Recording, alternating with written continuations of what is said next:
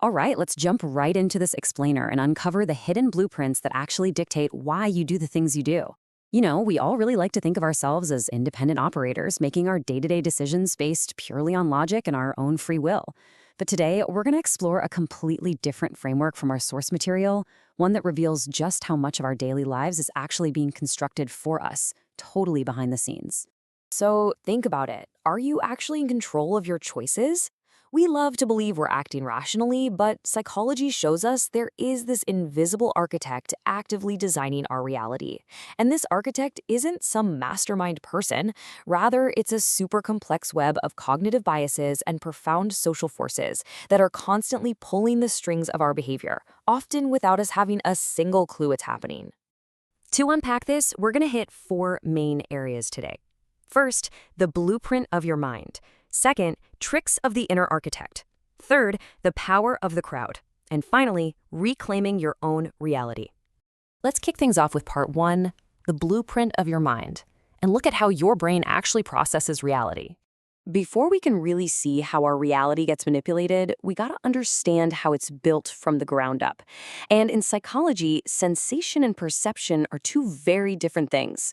On one hand, you've got bottom-up processing. This is purely data-driven. Think of it like doing a blind taste test, where you're relying entirely on the raw sensory data hitting your tongue to figure out what on earth you're eating. But on the other hand, you have top-down processing, which is experience-driven.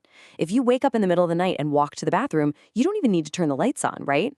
Your brain uses the whole picture, your past experiences and expectations to navigate, keeping you from stubbing your toe in the pitch black. Our brains use these rapid-fire hypotheses to fill in the blanks, because honestly, processing every single sensory detail brand new would literally short-circuit our minds. So, the absolutely crucial thing to know here is that our top-down processing relies heavily on these things called schemas. You can think of a schema as a mental index card or like a giant filing cabinet in your head. From the day you're born, your brain is organizing information so you just instantly know the unspoken rules for, say, behaving at a quiet country club versus a wild birthday party. It is essentially your mind's autofill feature. It saves us an incredible amount of time and energy, but here's the catch. By constantly pulling from these past schemas, we can very easily close ourselves off to new information, which is exactly how we end up with rigid stereotypes and deeply limiting beliefs. Moving right along to part two, tricks of the inner architect, where we'll see exactly how biases warp those blueprints. Okay, so we know how the brain files stuff away to save energy, but let's explore how it cuts corners. This is where the invisible architect gets kind of sneaky. Let's say a friend suddenly orders a ridiculously expensive bottle of champagne at a casual dinner. Your brain instantly runs this covert, rapid-fire investigation using something called Kelly's covariation model to figure out why. You subconsciously check three factors. First, consensus. Is everyone at the table ordering expensive stuff, or just your friend? Second, distinctiveness. Does your friend usually buy fancy things, or are they normally a bargain hunter? And third, consistency. Do they always buy champagne when they're out with a specific group? Based on whether those three factors are high or low, you automatically decide if your friend is just acting out of a flashy personality or if some external situation, like, I don't know, a massive promotion at work, caused the splurge. Now, have you ever wondered how a completely false truth can actually become real? Well, this self-fulfilling prophecy cycle proves that our internal expectations literally design our external reality. It all starts with a belief. Say you believe you're highly capable of crushing a massive new project at work. That belief directly influences your actions, making you act incredibly confident. People around you see that confidence, so they start believing in you too, and they applaud your efforts. And guess what? That positive treatment feeds right back into your mind, cementing your original belief. But tragically, this cycle also works in reverse. If society holds a negative schema or stereotype about a group of people, it can trigger a truly devastating cycle, where folks end up fulfilling those exact negative expectations just based on how they're treated. And what happens when we're slammed with information that completely shatters our deeply held beliefs? Cue cognitive dissonance. This is that intense, almost itchy mental discomfort you get from holding two totally opposing values at the exact same time. The classic textbook example is smoking.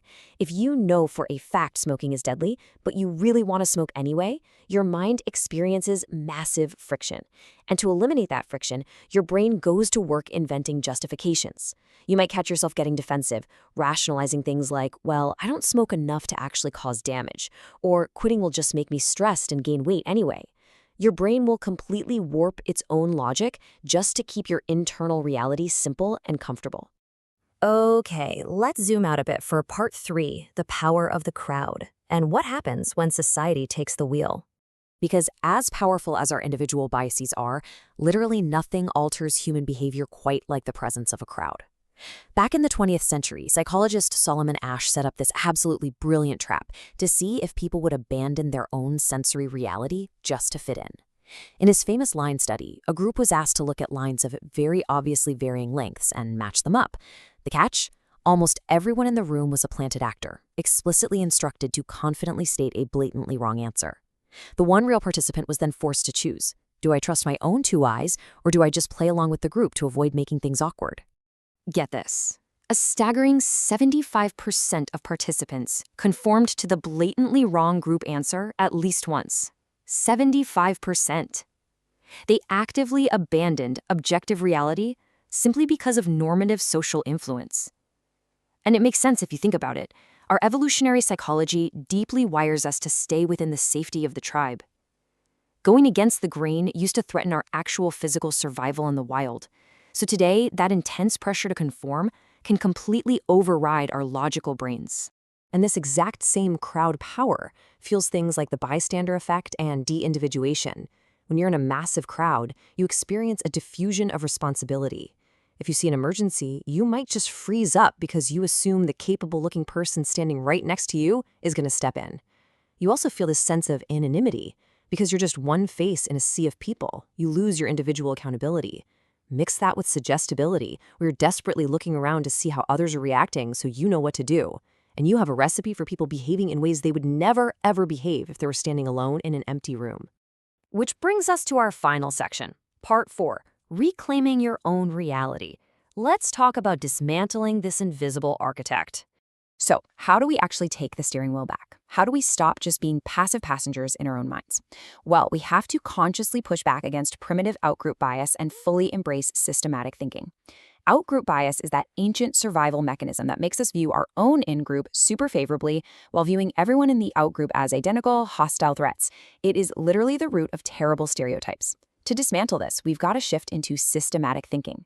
This means actively engaging with minority influence when a smaller, consistent group challenges the status quo. Instead of just superficially nodding along with the crowd, systematic thinking forces us to hit pause, genuinely debate the merits of an argument, and deeply question our own baseline assumption. And that leads right into a really profound truth highlighted in our sources. Adjusting your thinking and opening your mind is a constant process that requires rewriting the story of the world. Overcoming cognitive dissonance, breaking those self-fulfilling prophecies, and unlearning rigid schemas, it is not a one-and-done fix. It takes immense daily commitment. You have to actually be willing to sit with the deep discomfort of having your views challenged, rather than just instantly brushing new information off as fake or wrong. So as we wrap up this explainer, I want to leave you with a little challenge. The very next time you face a major decision, take a second and look closely at it. Notice if your brain is trying to cut a corner. Notice if you're conforming just to keep the peace at the dinner table or the office. Ask yourself, who is really making this choice? Are you consciously building your own reality, or are you just blindly following the blueprint laid out by the invisible architect? Think about it. Thanks for hanging out and exploring this with me today, and keep questioning the world around you.